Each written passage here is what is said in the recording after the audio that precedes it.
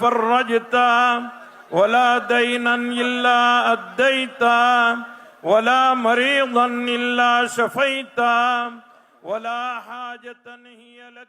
দক্ষিণী সুপারস্টার থেকে রাজনীতির ময়দান, থালাপতি বিজয়ের পথ চলা এখন এক নতুন মোড় নিয়েছে।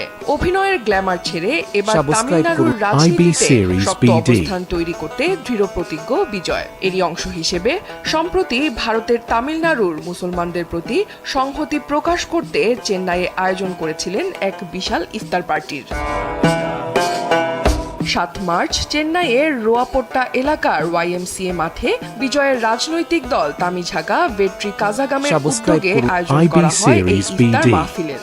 মুসলিম সম্প্রদায়ের প্রতি সংহতি জানিয়ে নিজেও সারাদিন রোজা রাখেন বিজয়, এমনকি নামাজেও অংশ নেন। আয়োজনে উপস্থিত ছিলেন স্থানীয় ১৫টি মসজিদের ইমাম সহ প্রায় ৩,০০০ মানুষ।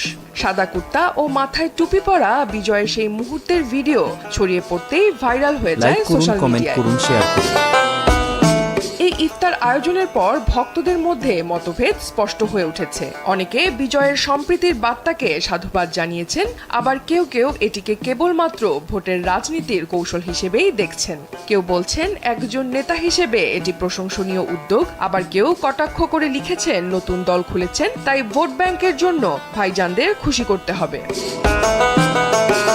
২০২৪ সালের ফেব্রুয়ারিতে দল গঠনের ঘোষণা দিয়ে ২০২৬ সালে তামিলনাড়ু বিধানসভা নির্বাচনে প্রতিদ্বন্দ্বিতার প্রস্তুতি নিচ্ছেন বিজয়। ইতিমধ্যেই জনসংখ্যা ভিত্তিক সংসদীয় সীমানা নির্ধারণ নিয়ে তার মতামত স্পষ্ট করেছেন, যা দক্ষিণ ভারতীয় রাজ্যগুলোর জন্য ন্যায় বিচার দাবি করে। এই ইফতার আয়োজনকেও অনেকেই তার রাজনৈতিক স্ট্র্যাটেজির অংশ হিসেবে দেখছেন, যেখানে তিনি তামিল জাতীয়তাবাদকে সামনে রেখে সব সম্প্রদায়ের কাছে পৌঁছাতে চাইছেন।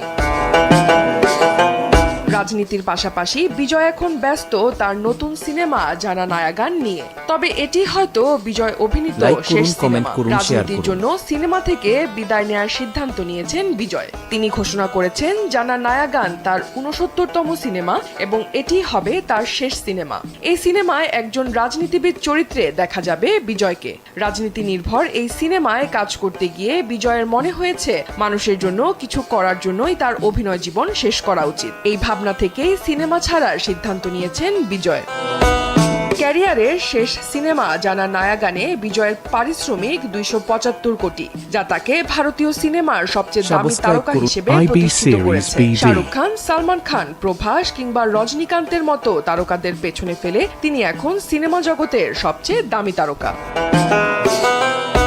উল্লেখ্য, বিজয় থালাপতির পুরো নাম জোসেফ বিজয় চন্দ্রশেখর। ১৯৯২ সালে নালাইয়া থেরপু সিনেমার মাধ্যমে বিজয় নায়ক হিসেবে পথ চলা শুরু করেন। তবে তার প্রথম বড় ব্রেক আসে ১৯৯৬ সালে পুভ উনাকাগ্গা সিনেমার মাধ্যমে। এরপর একের পর এক হিট সিনেমা দিয়ে তিনি দর্শকের মন জয় করেন।